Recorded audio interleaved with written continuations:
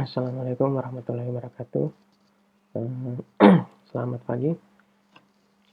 Kita akan lanjutkan di pertemuan ke-13. Materi kali ini adalah mengenai networking, pemrograman jaringan. Jadi di dalam komunikasi atau jaringan komputer itu dibagi menjadi beberapa layer ya. Mungkin detailnya nanti kalian akan pelajari di pelajaran jaringan komputer. Jadi intinya pada aplikasi ini, OP ini kita belajar membuat penerapan jaringan di level atas, di level aplikasi. Jadi kita tidak melihat detailnya bagaimana byte per byte itu dikirim, bagaimana fisikalnya, tetapi kita bermain di level yang teratas sehingga lebih mudah kita membuat aplikasi di sana. Tapi yang perlu dipahami adalah ada dua jenis protokol. Protokol mendasar dalam jaringan yakni TCP dan UDP. Jadi pada TCP ini komunikasi itu dilakukan dengan terlebih dahulu dibuat kesepakatan antara pengirim dan penerima. Jadi akan dilakukan kesepakatan seketika terkoneksi tersambung, maka data itu akan dikirim dan protokol tersebut mengatur bahwa pengiriman data itu dipastikan sampai dengan urutan yang sesuai. Ketika terjadi kegagalan, ada data yang tidak bisa dikirim separuh atau urutannya tidak bisa disampaikan dengan yang sebenarnya, maka akan timbul kegagalan dalam pengiriman. Jadi si pengirim akan tahu bahwa paket saya atau data yang dikirim itu sampai atau tidak, ya, ataupun gagal sama sekali. Nah, itu TCP. Jadi baik si pengirim sama penerima terjadi kesepakatan dulu dan data itu akan dipantau pengirimannya. Dan si pengirim akan tahu data tersebut sampai atau tidak. Si penerima juga akan tahu data tersebut sudah dikirim penuh dan berhasil atau tidak. Jadi harus ada koneksi terlebih dahulu. Ketika koneksinya terputus, harus dibuat koneksi baru, kesepakatan baru ya. Nah, sedangkan pada metode UDP tidak ada kesepakatan koneksi tersebut. Jadi data dikirim, si pengirim tidak akan tahu data ini berhasil sampai atau tidak. Jadi itu perbedaan mendasar antara TCP dan UDP. Sebagai contoh sederhana, kita bisa melihat download file misalnya. Download file itu modenya adalah TCP. Tentunya pasti kita akan tahu file tersebut sudah berhasil semua di-download atau masih belum, ataupun gagal atau tidak. Dan file yang kita download urutannya pasti teratur. Dari awal file, pertengahan file sampai dengan akhir file itu harus sesuai sequence-nya. Nah, kalau UDP misalnya adalah aplikasi yang biasanya digunakan aplikasi streaming ya. Misalnya nonton online atau video online. Ya, karena dia butuh performa yang tinggi, kecepatan yang tinggi. Sedangkan TCP itu butuh proses, tadi ada koneksi kesepakatan, butuh proses memakan resource yang lebih banyak. Nah, kalau pada aplikasi streaming misalnya, ketika gambar dikirim ya, secara terus-menerus dan terjadi kegagalan, ya diabaikan. Mungkin ada sedikit lag, gambar tersebut tidak muncul, baru kemudian gambar selanjutnya akan muncul. Tapi kalau menggunakan TCP misalnya, streaming menggunakan TCP, nah itu akan sangat bermasalah. Kenapa? Karena dipastikan gambar itu harus berhasil semua. Ketika terjadi kegagalan jaringan, ya akan ditunggu gambar tersebut berhasil, baru akan dimunculkan gambar selanjutnya. Nah, Nah, ini tidak cocok di dunia streaming yang membutuhkan kecepatan yang tinggi. Itu perbedaan antara TCP dan UDP. Kemudian pada Java ini, package tentang networking disimpan ke dalam java.net. Ya. Di situ ada banyak kelas-kelas yang menangani pemrograman jaringan. Kemudian ada juga istilah port. Jadi ada nomor port ya, atau port number. Selain protokolnya tadi, perlu juga setiap aplikasi tersebut diberikan istilahnya nomor port ya. Karena akan ada banyak aplikasi dalam satu komputer, dalam satu sistem operasi yang akan menggunakan fitur jaringan. Untuk membedakan aplikasi tersebut menggunakan jalur yang mana, itu ditandai dengan port number. Jadi aplikasi tersebut akan menggunakan port untuk berkomunikasi dengan komputer lainnya atau aplikasi lainnya. Nilainya bisa dari 0 sampai 65535 karena ada 16 bit di dalam paket jaringan itu yang menandai protokol tersebut. Dan port 0 sampai dengan 1023 itu disebut dengan well-known port. Artinya sudah di-reserve untuk aplikasi-aplikasi jaringan atau server yang populer. Misalnya HTTP itu pakai port 80, SSL, HTTP dan SSL pakai port 443, kemudian FTP pakai port 21 ya. Jadi itu port populer sebaiknya kita tidak gunakan di aplikasi kita karena akan berbenturan dengan aplikasi-aplikasi yang sudah dirancang untuk menggunakan port tersebut. Jadi sebaiknya gunakan di atas itu. Dan kalau bisa juga jangan gunakan yang dekat-dekat dengan 1023. Karena beberapa aplikasi yang baru juga sudah menggunakan port dengan nilai yang rendah. Ya. MySQL misalnya dia pakai port 3306. Kemudian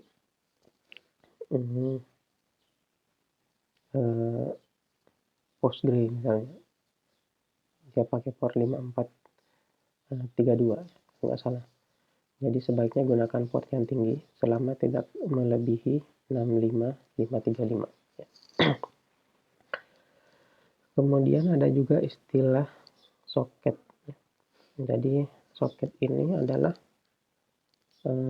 objek yang paling ujung yang akan berkomunikasi, yang melekat di aplikasi yang akan saling berkomunikasi. Jadi soket inilah titik endpoint-nya, titik akhir atau titik awal dari sebuah aplikasi, keluarnya data dari sebuah aplikasi untuk menuju ke aplikasi lainnya. Dan itu yang akan bisa kita program yang level rendah. Kemudian di sini ada beberapa kelas yang menangani jaringan. Di TCP ada URL dan URL connection. Ini untuk high level, maksudnya kita menggunakan protokol komunikasi yang sudah ada, misalnya HTTP. Kita bisa menggunakan TCP dan URL dan URL connection. Ataupun kita ingin membuat aplikasi yang levelnya lebih rendah.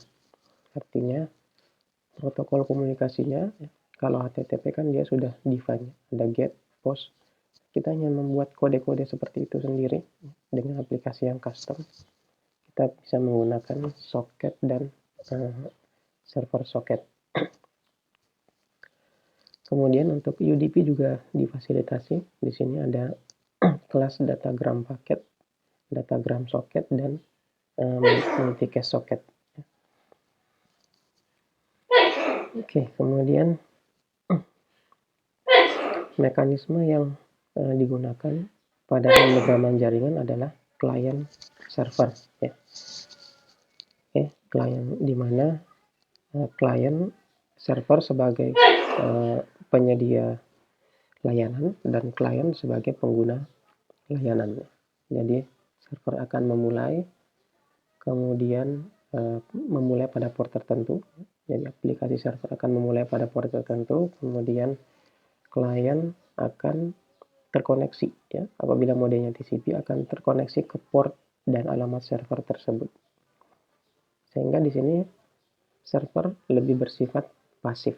Dia menunggu ada request koneksi dari klien dan akan memberikan balasan terhadap pesan yang dikirimkan oleh klien. Jadi yang bersifat aktif adalah kliennya. Kemudian setiap aplikasi nanti akan mereserve ya, port tertentu. Jadi tidak boleh ada dua aplikasi server yang berjalan dan melisten terhadap port yang sama ya. Nanti akan bentrok. Ya. Jadi aplikasi akan berada pada port tertentu ya. Kemudian paket atau data yang dikirimkan itu selain raw datanya, kontennya akan bersama dengan port berapa. Sehingga nanti port tersebut akan menuju ke aplikasi yang dituju ya. Nah, ini contoh penggunaan URL ya, URL connection. Jadi di sini menggunakan URL ya. Kalau kita lihat format URL, kalian bisa pelajari format URL itu bagaimana. Di sana di depan ada protokolnya ya. Protokol level atasnya ini HTTP ya, Hypertext Transport Protocol. Kemudian ini adalah alamat domainnya. Kemudian di sini ada buffer reader. Buffer reader itu ini sering digunakan di pemrograman jaringan. Dia akan membuat buffer ya, untuk pembacaan input stream, sehingga seperti yang dijelaskan di materi I/O sebelumnya bahwa data yang datang itu bisa saja banyak mengalami noise. Buffer reader ini akan menstabilkan data tersebut, khususnya data yang bersifat karakter string atau teks. Jadi buffer reader ini bisa mengumpulkan data, misalnya kemudian kita bisa baca satu baris kalimat sampai enter. Kemudian input stream reader ini akan menstabilkan atau mengkonvert string yang dalam bentuk byte menjadi deretan karakter. Ya, jadi data yang dikirimkan melalui jaringan itu bersifat raw, ya, masih bersifat deretan byte, itu perlu distabilkan supaya kita bisa membacanya dengan baik. Ya. Nah, ini guna dari input stream reader, ya, mengkonvert string yang dan berbentuk raw byte menjadi deretan karakter string dan distabilkan lagi dengan buffer reader ya. Jadi di sini perlu distabilkan datanya. Kemudian di sini ada kode untuk membaca input buffer reader ini ya. Dia dibaca per baris. Jadi setiap menemui enter ya, akan dibaca satu baris tersebut dan dicetak hasilnya. Jadi kalau kita menjalankan program ini, dia akan menampilkan isi dari oracle.com, tetapi yang ditampilkan adalah kode HTML-nya ya. Jadi mulai tag HTML, tag body ya. Kemudian tag pembuka body, tag penutup body, kan seperti itu ya. Kecuali kita mengarahkan outputnya ini ke HTML viewer ya. Nah, ini contohnya. Kemudian bagaimana dengan soket ya? Kita ingin membuat program yang lebih low level yang dari sisi jaringannya. Nah, kita perlu membuat server soket ya, dan client soket. Ya. Client soket ini akan terkoneksi ke alamat server dan port yang di-define ya. Dan servernya akan melisten, selalu mendengarkan. Jadi server bersifat pasif akan melisten kliennya. Kliennya akan memulai terkoneksi ke server. Setelah terkoneksi ya, maka akan terbentuk jaringan koneksi seperti ini dan data bisa dikirimkan apabila modenya adalah TCP. Nah, ini contoh server socket. Di sini dia butuh port number ya. Kemudian ini konstruktornya membutuhkan alamat port Kemudian ini client socket, jadi objek ini akan mewakili koneksi dari kliennya. Jika ingin membaca koneksi, jadi yang koneksi setiap klien. Jadi yang terkoneksi ke server itu bisa lebih dari satu klien. Satu klien yang terkoneksi akan diwakili oleh satu objek client socket. Satu objek client socket. Dan di sini ada method accept yang akan menunggu koneksi untuk kliennya. Kemudian di sini ada objek print writer. Print writer itu sama dengan sistem outprint atau println, tetapi dia ditujukan untuk menulis ke stream. Ya, kalau sistem outprintln ya ditujukan untuk menampilkan di konsol, ya, standar input output. Tapi kalau ini bisa dialirkan ke stream ya. Misalnya di sini kita alirkan ke output string dari socket. True ini adalah auto flash.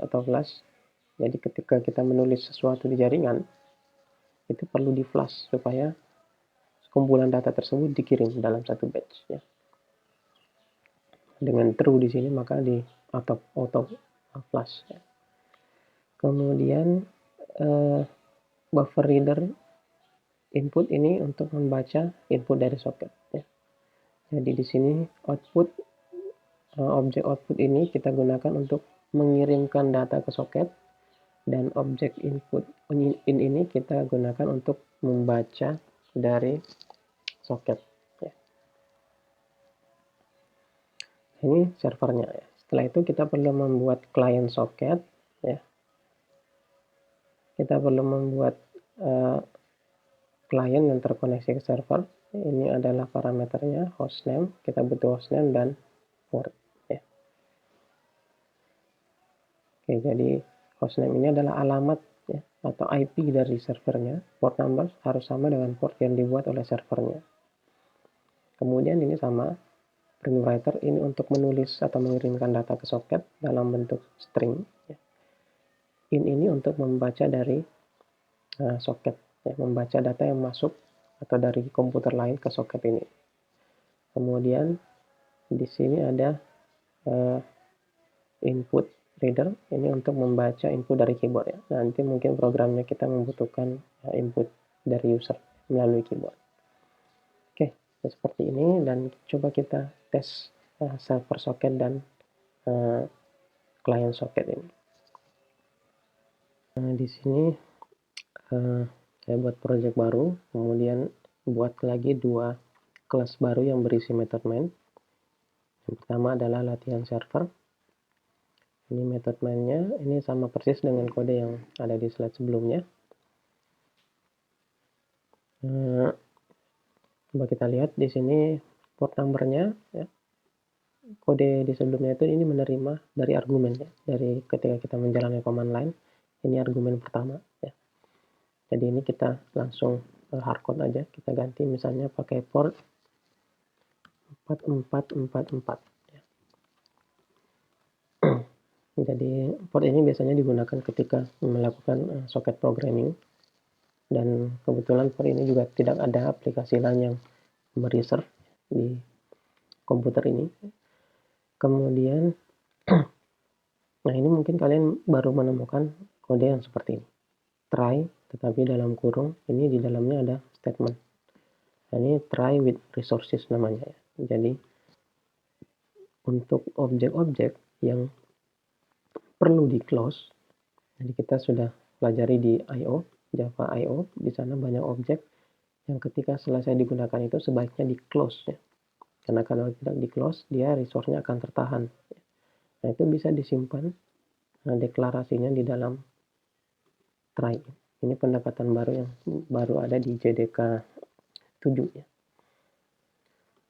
Jadi ini try semua objek yang closable, yang bisa di close, biasanya stream, termasuk socket juga, itu bisa diletakkan di dalam try. Dan ketika didatakan dalam badan try ini, itu tidak perlu kita close. Dia akan terclose otomatis ketika statement di dalam try tersebut selesai dilaksanakan. Dengan ataupun tanpa exception. akan di close objek tersebut. Oke, jadi statement selanjutnya kita letakkan di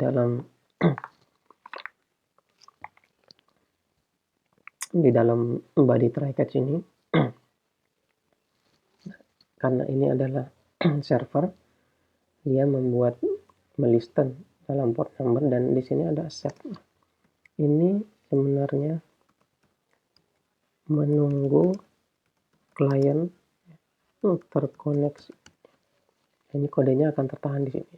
Kodenya akan tertahan, accept sampai ada satu klien terkoneksi. Ketika satu klien terkoneksi, maka akan lanjut. Dan klien tersebut, ketika kita ingin membaca pesan dari dia dan mengirim data ke klien tersebut, kita melalui klien socket ini.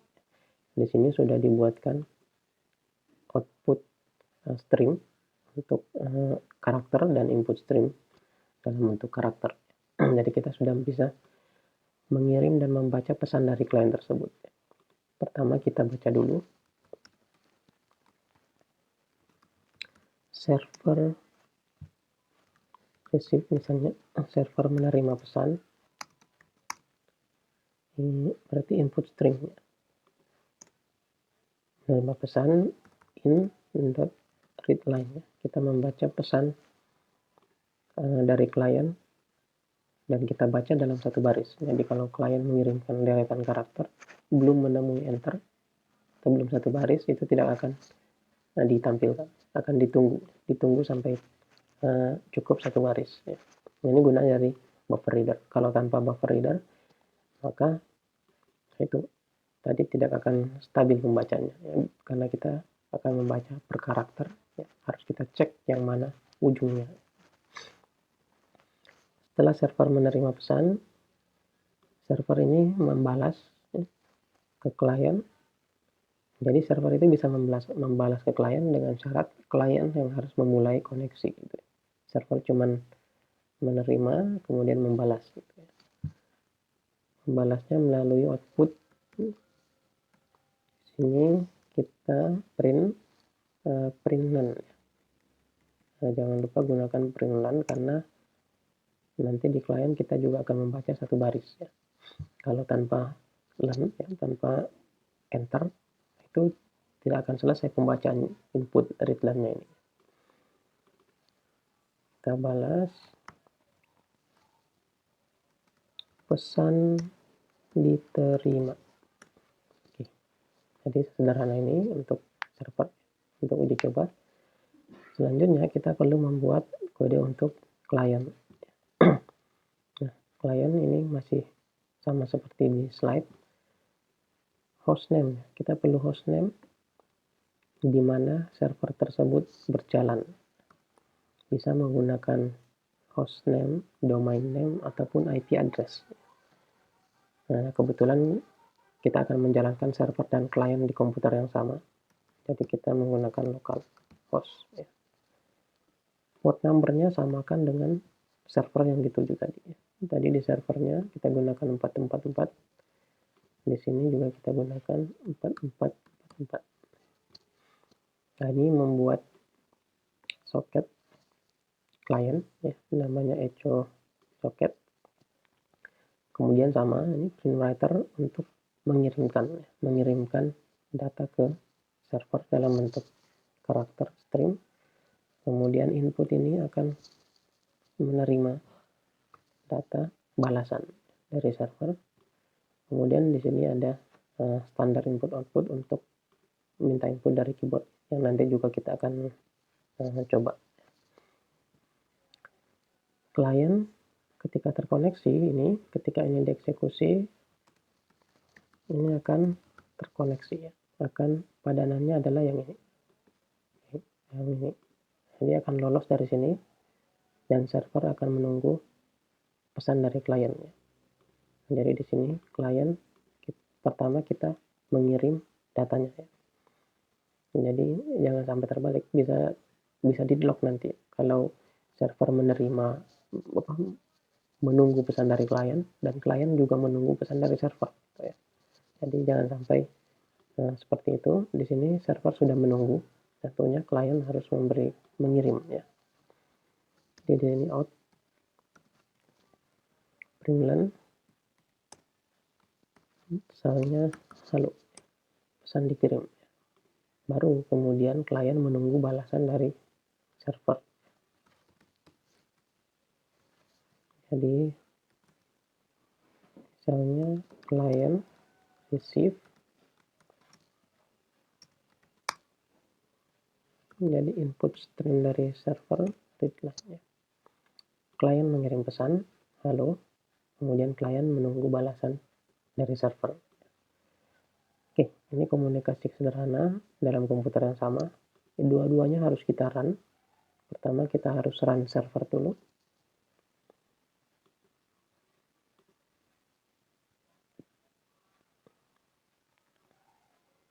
Ini servernya sudah berjalan tanpa tampilan.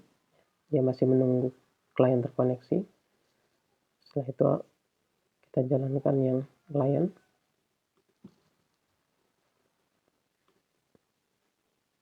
Nah, lihat ada dua jendela output. Ini jendela output server, ini jendela output klien. Server receive ya, menerima pesan halo. Benar ya. Kemudian klien menerima pesan balasan dari server, pesan diterima. Ya, jadi sudah berhasil dua objek ini saling berkomunikasi. Nah, kita modifikasi sedikit, misalnya di sini server cuma menerima satu pesan dari klien. Kita ingin coba membuat supaya server ini menerima banyak pesan sampai klien menghentikannya ya. Jadi kita buat message, string message, kemudian while server akan menunggu pesan terus-menerus. Message sama dengan line,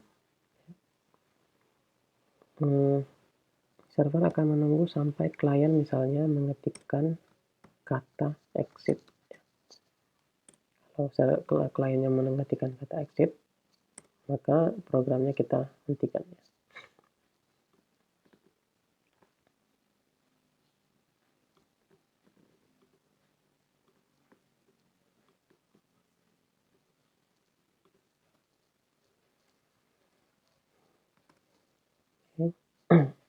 Ini di sini pesannya sudah dibaca di atas, di sini red line. Oke, pesan diterima. Jadi server akan menunggu pesan dari klien terus-menerus sampai klien mengirimkan pesan yang tulisannya adalah exit. Jadi misalnya, kemudian klien kita modifikasi supaya misalnya menerima input dari keyboard dan input tersebut yang dikirimkan ke klien. Jadi user bisa mengetikkan sama message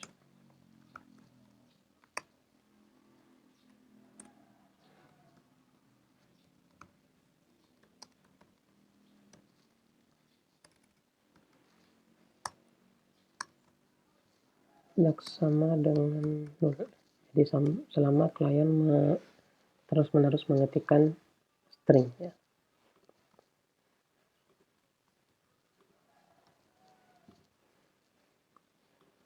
Dan yang dikirim adalah message ini. Jadi di sini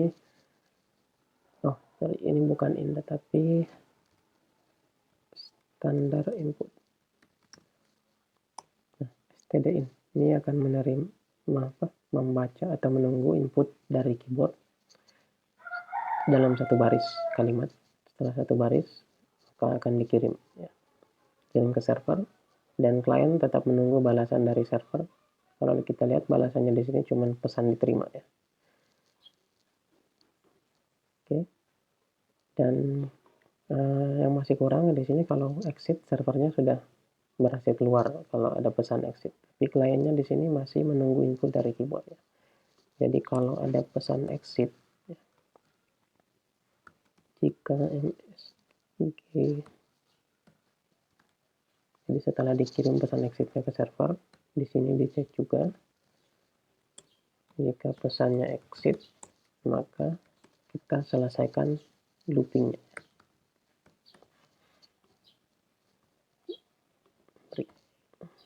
Oke, kira-kira seperti ini. Kita jalankan lagi servernya.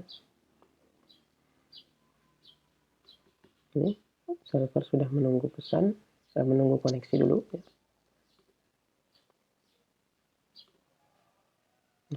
Di sini klien sudah terkoneksi, ya, tetapi belum ada pesan yang dikirim, dan pesannya ditunggu dari keyboard. Halo, servernya sudah, kliennya mengirim, tetapi balasannya adalah 0 ya. Coba kita cek. Kita exit dulu. Di servernya ini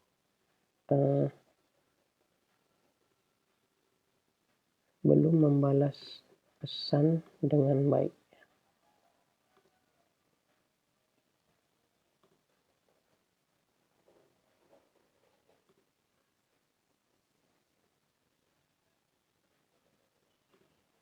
Nah, di sini terjadi kesalahan logik ya.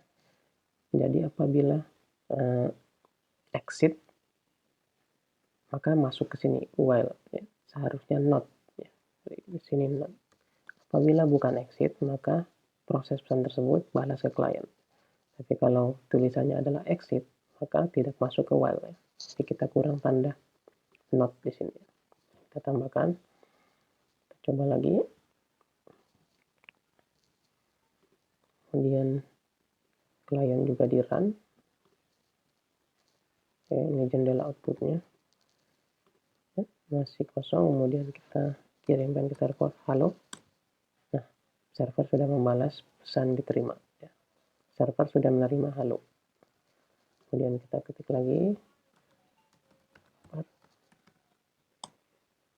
Oke, pesan diterima.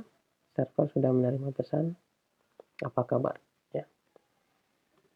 Terakhir kita exit, maka yang akan duluan keluar adalah server.